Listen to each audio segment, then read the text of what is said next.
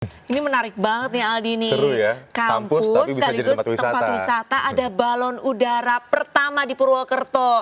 Jangankan di Purwokerto, di Jakarta aja aku belum pernah lihat balon Jadi udara. nggak perlu jauh-jauh ke Turki gitu ya. Gak usah Di jauh-jauh ke Purwokerto juga Turki, ada. Purwokerto aja kalau misalkan mau ngeliat balon udara. Nah, ini Bisa buat healing-healing. mahasiswa juga bisa healing-healing kalau misalnya Betul. capek belajar gitu, tinggal berwisata dan bisa foto-foto juga karena kampusnya instagramable tadi ya.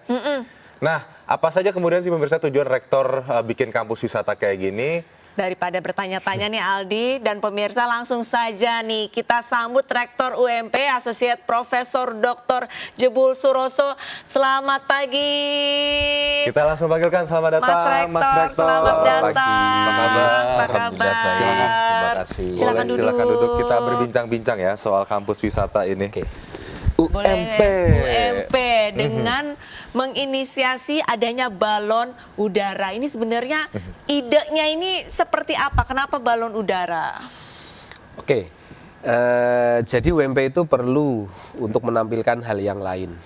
Betul, kampus itu bukan hanya tempat belajar, tapi juga untuk menghilangkan stres. Bahasa kita healing. Gitu. Healing. Sehingga orang semakin tertarik. Di samping itu kita juga punya tanggung jawab untuk mengangkat wisata Kabupaten Banyumas khususnya. Sehingga kami datangkan hal yang sedang nge-in, sedang tren, yaitu balon. Di tempat lain belum ada, baru di Wonosobo, dan kami datangkan untuk ke Purwokerto, ke UMP, dan alhamdulillah antusiasme masyarakat sangat tinggi. 10 menit kami buka tiket war untuk bisa masuk ke UMP, 13.000 orang datang ke kampus UMP. Ada tiket warnya ya Mas Ada Rektor tiket ya. war. Wow. Tapi kalau Mas Rektor nih, kita bicara soal kampus ya, biasanya kuliah-kuliah mahasiswa tuh identik kalau edukasi tuh kaku gitu kan, pendidikannya nggak fun gitu. Tapi kenapa akhirnya UMP ini memilih untuk membuat kampus yang konsepnya itu lebih ke dinamis, kemudian lebih menyenangkan untuk para mahasiswanya? Ya. Generasi sekarang tampaknya lebih suka dengan mereka itu mendapatkan ilmu, mereka bisa belajar tetapi juga mereka tidak stres. Datang di kawasan kampus yang ketemu dengan fasilitas akademik yang lengkap, program yang lengkap, tetapi juga mereka bisa menikmati suasana seperti sedang piknik, gitu kan. Dan itu bukan hanya untuk mahasiswa, tetapi ketika orang tua mengantar ketika anak mau kuliah di UMP, itu juga sensasinya mulai terasa. Jangan-jangan sekarang malah jadi tempat piknik, Mas Rektor? Gimana tuh? Ya, saya lihat anak-anak siswa sekolah siang hari mungkin stres juga datang ke kampus. Setiap hari Ahad kita rame. Karena di sana juga ada layanan kita, Sunmore, pedagang UMKM kita yang kita juga fasilitasi mereka untuk bisa di kampus. Sehingga datang ke kampus, wisata, melihat tempat yang nyaman, dan juga wisata kuliner. Oke, Mas Rektor, ini boleh diceritain nggak sih event-event yang diselenggarakan di UMP nih untuk menarik minat warga ataupun mahasiswa lainnya atau siswa-siswa untuk datang ke UMP nih menikmati sensasi balon udara, terus juga mungkin ada event-event lain nih yang bisa diceritakan ke pemirsa begitu? Ya, UMP yang pertama tadi balon udara tentu itu yang terkini. Sebelumnya tentu kita ada UMP bersepeda. UMP bersepeda. Ribuan yang juga datang ke tempat kami. Mereka juga nyantai di tempat kami. Kemudian kami juga mengundang artis untuk ada festival band. Wow. Datang juga ke tempat kami. Bahkan terkini kemarin kami juga rilis beasiswa untuk anak band.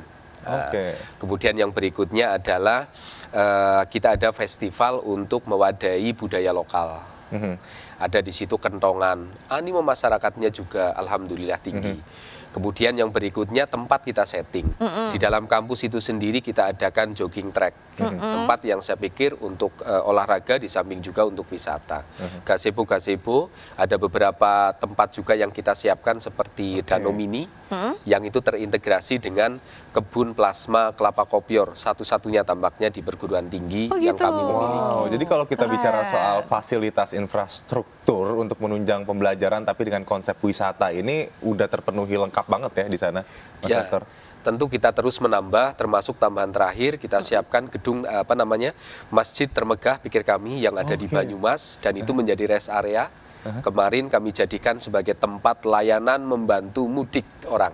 Sehingga secara otomatis mereka tahu bahwa di Purwokerto ada UMP dengan masjid yang relatif besar dengan kapasitas sekitar 4 ribuan. Nah, kemudian pada saat hari-hari biasa ataupun pada weekend gitu terbukti nih Mas Rektor, banyak kemudian masyarakat yang datang untuk berwisata, menikmati berbagai atraksi atau event-event yang diselenggarakan di UMP. Ya, kalau event tentu tidak setiap saat, tetapi mereka bisa datang ke UMP untuk sekedar duduk di sana, jalan pagi, di Sunmore, seperti itu.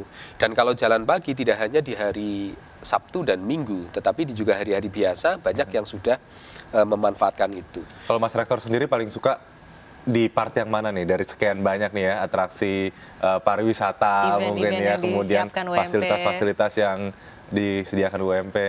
Paling asik itu jalan jalan pagi, iya, jalan sore. pagi di trek kita itu enak di situ. Habis itu nanti menikmati makanan gitu. Nah, enak berbicara gitu. makanan nih Mas Rektor, ini kan berarti dari UMP sendiri menggandeng UMKM ya.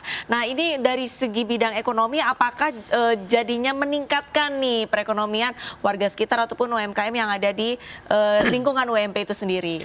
Baik. Jadi UMP itu sedang menciptakan ekosistem sebenarnya. Ekosistem ekonomi yang di awal kita branding UMP menjadi kampus wisata.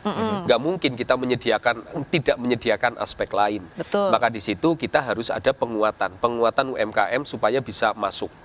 Kita fasilitasi mereka. Apa misi kita? Mereka harus kita kuatkan dengan layanan untuk bisa meningkatkan produk. Betul. Kemudian ke halal produk. Dan juga kita siapkan mereka untuk mendisplay produk-produk mereka. UMKM punya produk, kita display secara langsung di situ. Dan kebetulan kami punya program studi bisnis digital. Apa tuh? Nah, bisnis digital lebih kepada untuk marketing secara online produk-produk mereka. Nah, ini yang juga kami lakukan ke depan, akan kita kuatkan untuk mendisplay barang mereka tetapi di marketplace, di sarana online. Membantu mendigitalisasi para UMKM-UMKM yang ada di sekitaran UMP, begitu ya, kemudian agar bisa dipromosikan lebih jauh lagi. Tapi kita bicara soal ekonomi kerakyatan sendiri, ini kan kita bicara soal UMKM, apakah ini juga menjadi fokus hal yang menjadi yang difokuskan oleh UMP untuk para mahasiswanya agar kemudian lulus menjadi mahasiswa-mahasiswa yang siap untuk bersaing, gitu, menciptakan lapangan kerja baru? Ya, tentu begitu. Karena mata kuliah kewirausahaan atau entrepreneur itu menjadi salah satu mata kuliah tambahan wajib di UMP. Oh gitu, ya. oke. Dan kita itu bukan hanya memberikan materi pelajaran, tetapi kita beri ruang kepada mereka untuk langsung tahu. Ini loh kalau mau penguatan ekonomi kerakyatan. Dan terbukti dalam waktu 20 hari kemarin saya sebutkan ketika masa Ramadan, ada uang beredar sekitar 1,5 miliar di situ di UMKM.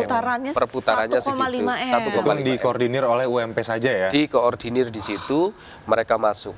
Jadi satu hal saja, ketika barangkali belum semua orang, belum semua lapisan masyarakat, belum tentu pemerintah daerah itu mereka care dengan PKL. Nah, kami justru memasukkan mereka ke kampus, kita gandeng ke kampus, menjadi binaan UMP.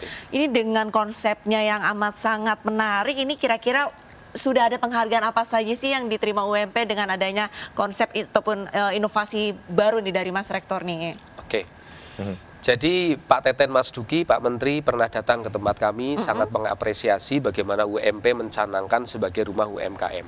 Kemudian memberikan penghargaan, kemudian asosiasi pengusaha UMKM juga memberikan apresiasi kepada kita.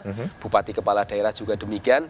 Dan yang penting lagi saya kira hadirnya saya di sini merupakan suatu kehormatan karena kami itu bagian dari pengelola dan pemerhati UMKM. Oke, kehormatan bagi kami juga ya menerima UMP di sini karena bisa menginspirasi banyak kampus-kampus lain nampaknya di luar sana yang mungkin bisa menerapkan konsep yang sama, inovasi-inovasi yang sama pula begitu ya. Kemudian kalau misalnya tokoh-tokoh tadi ada Kang Teten datang ke UMP, kemudian juga Bupati, kepala-kepala daerah begitu. Kemudian apa sih yang ditinjau, apa sih yang kemudian membuat UMP ini memiliki branding tersendiri gitu di tengah-tengah kampus swasta lainnya yang ada di Indonesia? Ya, mereka berharap bahwa UMKM itu suatu profesi dan lapisan masyarakat ekonomi sendiri yang mereka tangguh, bahkan ketika di masa pandemi. Beliau berharap agar ada komunitas tertentu, masyarakat tertentu ditujukan kepada kami UMP untuk memberikan perhatian lebih kepada mereka. Antara lain yang melalui Sunmore itu pendampingan produk, pendampingan perizinan, pendampingan halal dan seterusnya, termasuk promosi produk. Jadi benar-benar diarahkan ya dari awal mulai bikin bisnisnya sampai sertifikasi sampai masuk digitalisasi. Wah, keren banget Sudah sih. terkonsep, tapi ini dengar-dengar nih, ini katanya UMP sudah ada nih jalin hubungan ataupun kerjasama dengan negara luar nih. Benar nggak sih Mas Rektor? Boleh nggak sih diceritain ini bentuk kerjasamanya seperti apa? Ya, dalam konteks yang masih sama untuk menyiapkan kampus yang supaya kita menjadi world class university, kampus yang berkelas dunia, tentu kita tidak bisa lepas dari kerjasama dengan perguruan tinggi dan instansi luar. Kami ada kerjasama dengan 119 perguruan tinggi dan instansi internasional. 119, 119 tercatat banyak loh sampai itu dengan Aldi. ya. Aktivitas kami apa? Riset bersama. Oke. Itu dengan Belanda kemarin salah satu periset kami berhasil menemukan alat deteksi kanker kolon. Wow. Ini bisa dimanfaatkan bukan hanya untuk warga kami Muhammadiyah, tetapi juga untuk masyarakat Indonesia dan seterusnya. Dunia kedokteran Yes, secara umum ya. Betul. Dan sekarang diproduksi secara massal oleh Bio Farma. Oke. Sudah kami launching itu produknya. Kemudian berikutnya kami dengan SIRAD dan juga dengan Queensland University. Satu-satunya perguruan tinggi kami kelola kebun plasma nutfah untuk kelapa kopior. Oke. Anak-anak dari Jakarta, dari sekolah-sekolah itu mereka datang ke sana untuk mengetahui bagaimana produknya, kemudian bagaimana tempatnya, kebunnya, gitu kan, dan pengolahannya. Mereka datang ke situ. Oke, jadi nanti mahasiswa UMP ini nggak cuma bisa bersaing skala nasional ya, tapi nanti lulus kerja juga benar-benar bisa bersaing di skala internasional. Harapannya demikian. Dan Oke, ini, yang dan yang terkait dengan terakhir, apa? Mas Menteri, ini untuk harapannya nih UMP dengan beragam kerjasama di 119 universitas ataupun institusi luar negeri, terus juga dapat penghargaan dari pemerintah. Harapannya ke depan UMP ini nanti akan seperti apa sih? Baik, terima kasih. UMP harapannya menjadi universitas yang berkelas dunia. Sehingga calon mahasiswa dari nasional maupun dari internasional kami berharap nanti juga mereka lulusannya bisa bersaing bukan hanya di level nasional. Seperti tahun ini saja kita ada 2.000 mahasiswa asing yang telah membuat akun pendaftaran di tempat kami. Oke. Ya, Nice dan sekali. mahasiswa kami totalnya ada 15.700 dengan program studi ada 49. Kami sangat berharap seluruh program studi kami nanti terakreditasinya unggul dan juga terakreditasi internasional. Oh, Saat ini amin. sudah 70% akreditasi di program studi kami itu, 79% akreditasinya itu sudah unggul, A dan baik sekali. Oke. Artinya ini nanti bersiap untuk terakreditasi unggul. Sehingga harapannya ketika UMP nanti berkelas dunia, maka yang kuliah di tempat kami, lulusannya, itu juga nanti bisa termanfaatkan dengan baik, bukan hanya di Benar. level nasional. Termasuk kita bekerja sama untuk program double degree, program fast track. Oke, dengan jadi dapat gelar international Double degree degree, Yes, ya. betul sekali. Dengan MSU misalnya Malaysia, dengan Korea Selatan, kita punya kerjasama itu, termasuk untuk riset bersama, kita juga melakukan sehingga mahasiswa dan dosen sudah sejak dini kita paparkan internasionalisasi dan pengalaman bekerja sama dengan orang asing. Baik, Mas Nah, Rektor. Oh, ini luar Mas biasa Rektor, sekali keren program-program, sekali. inisiatif-inisiatif yang ada di UMP Purwokerto. Semoga bisa menjadi contoh ya bagi kampus-kampus lain untuk menyelenggarakan kegiatan pendidikan yang menyenangkan, tapi juga konsep merdeka belajarnya itu tidak terlupakan ya. Tidak hanya merdeka belajar dengan konsep nasional, tapi juga skala internasional. Karena kan sekarang target pemerintah adalah added value yang lebih banyak bagi mahasiswa-mahasiswa Betul. Indonesia gitu ya, Tapi Mas mungkin Rektor. untuk saudara Aldi yang bingung nih mau kuliah di Mau mana S2 nih? di mana nanti ya, Mau bisa S2 double di mana? degree. Jangan ke S2, S1 dulu deh. Coba ke UMP dulu ini karena programnya ini menarik sekali. Baiklah pemirsa, Oke. jangan kemana-mana pemirsa karena usai jeda Aini Sude masih akan segera kembali dengan informasi menarik Tetaplah lainnya. bersama kami.